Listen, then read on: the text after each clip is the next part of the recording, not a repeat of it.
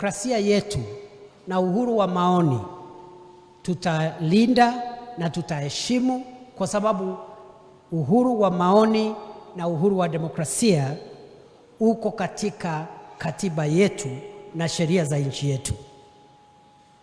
Na sisi kama vyombo vya usalama hatutaingilia wale watu ambao wanabadilishana maoni.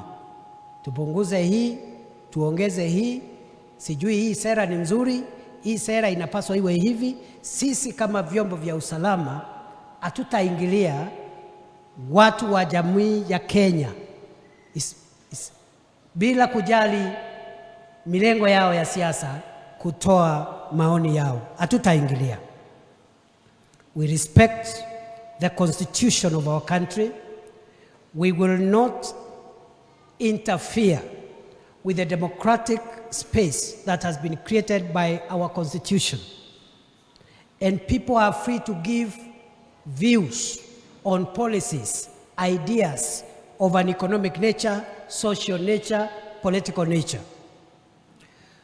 What we will not agree to do is to allow a few people hiding under the freedom to express their political rights to cause chaos, to disrupt businesses, to hurt people, and to kill people the way we experience destruction and death in February. We will not allow. Kama